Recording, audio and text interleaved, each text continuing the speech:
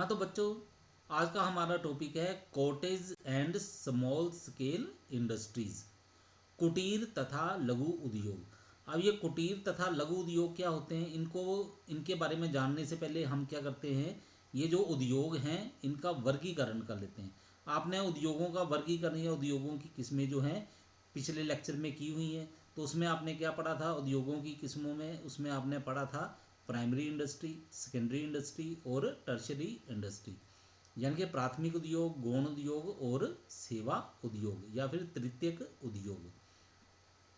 तो अब ये जो हम क्लासिफिकेशन करेंगे, वर्गीकरण करेंगे या फिर उद्योगों की किस्में लिखेंगे, ये हम करेंगे इनके ऊपर जो पूंजी का निवेश किया गया है उसके आधार पर। तो सबसे पहले जो हमारे पास आती है वो है कॉटेज इंडस्ट्री, यानी कि कुटीर उद्योग। इनको हम लोग ग्रामीण उद्योग भी कहते हैं।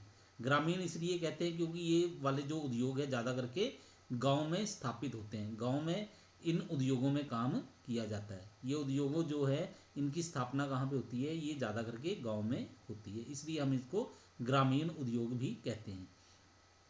ये ऐसे उद्योग हैं जो पूर्ण या आंशिक रूप से परिवार के सदस्यों की सहायता से एक पूर्णकालीन या अंशकालीन व्यवसाय के रूप में चलाए जाते हैं।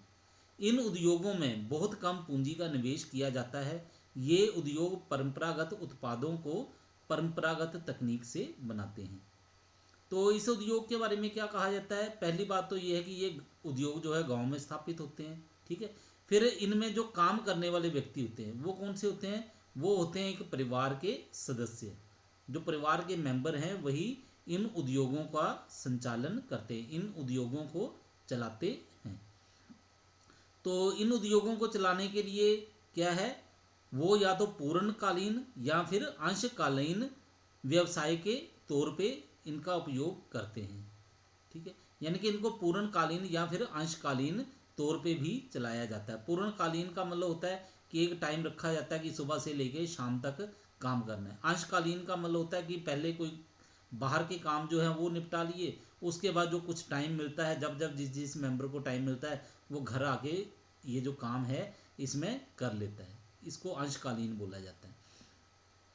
तो इसके लिए जो निवेश सीमा है उसके बारे में कुछ भी बताया नहीं गया है कि इसमें निवेश सीमा कितनी हो सकती है। इसमें बस ये कहा गया कि इसकी निवेश सीमा जो है काफ़ी कम होती है, ठीक है। काफ़ी कम का मतलब है हो सकता है कि इसमें निवेश के लिए पैसों की ज़रूरत ही ना पड़े, या हो सकता है कि 10 रुपये में ही ये जो उद्योग है स्थापित किया जा सके, या इस उद्योग में काम जो है 10 रुपये से भी शुरू किया जा सकता है, 10,000 से भी शुरू किया जा सकता है। तो अब आप बोलोगे कि हाँ ये तो ठीक है कि चलो भी 10,000 रुपये लगा के बिजनेस शुरू कर दिया, ये तो हो सकता है कि उद्योग स्थापित कर दिया। पर आप कह रहे हो कि कुछ भी पैसे की ज़रूरत नहीं है, 0 रुपये के साथ भी ये उद्योग जो है इसको स्थापित किया जा सकता है, ये कैसे हो सकता है? तो ऐसा भी हो जाता है। अब इसके लिए हम अपने गांव की एग्जांपल ले लेते हैं। अपने जो यहाँ के गांव हैं अपने हिमाचल में, देखो यहाँ पे क्या है, जैसे शादी विवाह होता है, ठीक है, वहाँ पे लोगों को भोजन करवाया जाता है। तो उसके लिए जो पत्तल उपयोग होते हैं, तो वो जो पत्तल हैं वो क्या करते हैं, उसके लिए जो उद्योगों वाले ये जो लोग हैं ये क्या करते हैं, जाते हैं पत्तलों को तोड़ के लाते हैं और उनको जोड़ते हैं। जोड़ने के लिए जो लकड़ी होती है वो भी इनको फ्री में मिल जाती है, बाहर से ले आते हैं तोड़ के, ठीक है। और उनको जोड़ जोड़ के वो पत्तल तैयार कर लेते हैं। तो इसमें क्या है, उनका अपना जो है पूंजी निवेश नहीं हुआ है, लेकिन उन्होंने क्या किया है, वस्तुओं का उत्पादन कर दिया है, ठीक है। इसलिए हम बोल रहे हैं इसको कि ये कुटीर उद्योग हैं। इनमें जो निवेश सीमा है, पैसे का जो उपयोग है, उसके बारे में किसी प्रकार की कोई सीमा नहीं बताई गई है कि कितने पैसे से ये शुरू हो सकता है। बस इसके लिए यही कहा गया कि इसमें पूंजी की काफ़ी कम आवश्यकता होती है। इसके बाद दूसरा है हमारे पास माइक्रो एंटरप्राइजेज। तो माइक्रो एंटरप्राइजेज को हिंदी में हम बोलते हैं सूक्ष्म उपक्रम। तो सूक्ष्म उपक्रम क्या होते हैं? ये बहुत ही छोटी औद्योगिक इकाइयां होती हैं। इन्हें अति लघु इकाइयां भी कहते हैं। वर्ष 2006 में वे निर्माणी उपक्रम जिनमें प्लांट तथा मशीनरी में 25 लाख रुपए तक तथा ऐसे सेवा उपक्रम जिनमें संयंत्रों में 10 लाख रुपए तक निवेश किया गया है, उन्हें सूक्ष्म उपक्रम कहते हैं। और ये जो माइक्रो एंटरप्राइजेज हैं, सूक्ष्म उपक्रम हैं, इनके बारे में क्या कहा गया है, इसमें पूंजी निवेश को आपने ध्यान रखना है। ये भी जो उद्योग है छोटे आकार के होते हैं, इनका आकार जो है काफ़ी छोटा होता है, ठीक है। लेकिन इसमें जो पैसा है, निवेश है, वो कितने रुपए तक कहा गया है। अगर किसी वस्तु का उत्पादन करना है तब तो लगेगा 25 लाख रुपए तक की सीमा, यानी कि 25 लाख रुपए तक अगर निवेश किया गया है तो वो माइक्रो एंटरप्राइजेज में आएगा। अगर सेवा के क्षेत्र है, यानी कि वहाँ पे वस्तु उत्पादन नहीं हो रहा है बल्कि किसी सेवा का उत्पादन किया जा रहा है, ठीक है, तो वहाँ पे जो सीमा कही गई है निवेश की, वो कही गई है कि 10 लाख रुपया जो है उतना ही निवेश हो सकता है, इससे ज़्यादा निवेश नहीं होना चाहिए, ठीक है। तो ये जो माइक्रो एंटरप्राइजेज है, इनके लिए आप देख सकते हो कई इलाके हैं जहाँ पे खेलों का सामान बनता है, ठीक है। बहुत बड़ी फैक्ट्री कंपनी की बात नहीं है, लोग घरों में कस्बों में आप देखोगे यहाँ भी तैयार करते हैं, ठीक है, स्पोर्ट्स का मटेरियल। तो उसमें क्या है, खर्चा जो है काफ़ी कम होता है। जैसे कोई बैट बना रहा है, ठीक है, कोई नेट बना रहा है, ठीक है, इस तरह की जो वस्तुएं तैयार होती हैं वो माइक्रो एंटरप्राइजेज में ही तैयार होती हैं, ठीक है। एक तो बहुत बड़े उद्योग है, हम उनकी बात नहीं कर रहे हैं, हम छोटे उद्योगों की बात कर रहे हैं जहाँ पे निवेश जो है 25 लाख रुपए तक किया गया है। अगर सेवा के क्षेत्र है तो वहाँ पे 10 लाख रुपए तक का निवेश किया गया है। उसके बाद आते हैं हमारे पास स्मॉल एंटरप्राइजेज। इन्हें क्या कहा जाता है, इनको हिंदी में हम बोलते हैं लघु उपक्रम। तो लघु उपक्रम क्या होते हैं, ये वर्ष 2006 में दी गई परिभाषा के अनुसार वे निर्माणी उपक्रम जिनमें प्लांट तथा मशीनरी में निवेश 25 लाख से अधिक तथा अधिकतम 5 करोड़ रुपए तक है, ठीक है। अगर किसी वस्तु का उत्पादन करना है तो वहां पे जो पूंजी निवेश किया गया है वो कितना होना चाहिए, 25 लाख रुपए से अधिक और 5 करोड़ रुपए तक। तो हम उसको बोलेंगे कि ये स्मॉल एंटरप्राइजेज है, अगर गुड्स का उत्पादन हो रहा है तब।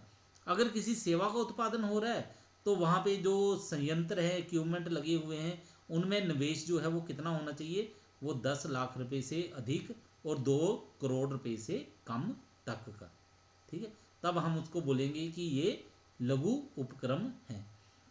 इसके बाद आते हैं हमारे पास मीडियम एंटरप्राइजेज। मीडियम एंटरप्राइजेज को हम क्या बोलते हैं, मध्यम उपक्रम।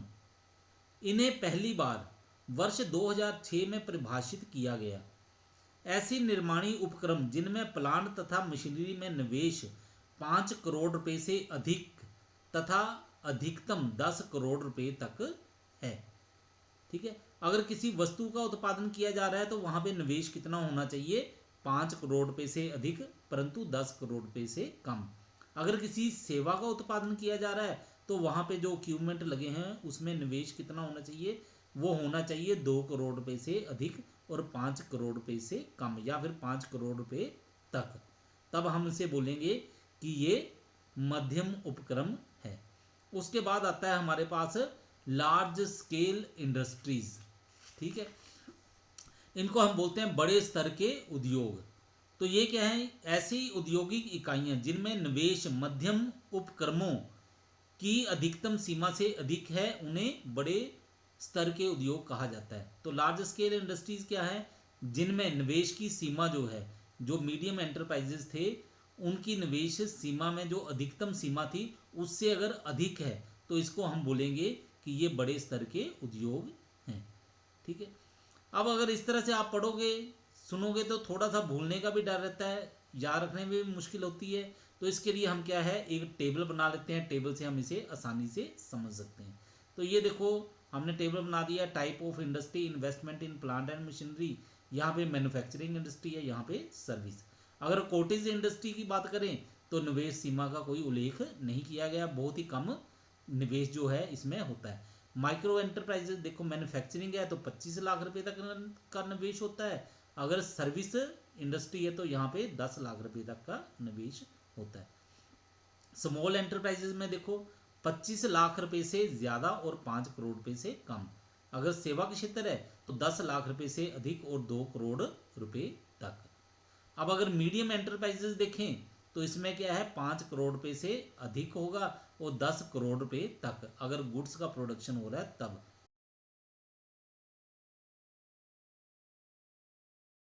मीडियम एंटरप्राइजेज तो मीडियम एंटरप्राइजेज में अगर मैन्युफैक्चरिंग इंडस्ट्री है, ठीक है, यानी कि जहाँ पे किसी वस्तु का उत्पादन किया जाता है, तो वहाँ पे निवेश सीमा कितनी होनी चाहिए, वो है 5 करोड़ रुपये से अधिक और 10 करोड़ रुपये तक, ठीक है। 10 करोड़ रुपये से कम या फिर 10 करोड़ रुपये तक का अगर निवेश है तो हम उसको बोलेंगे मीडियम एंटरप्राइजेज।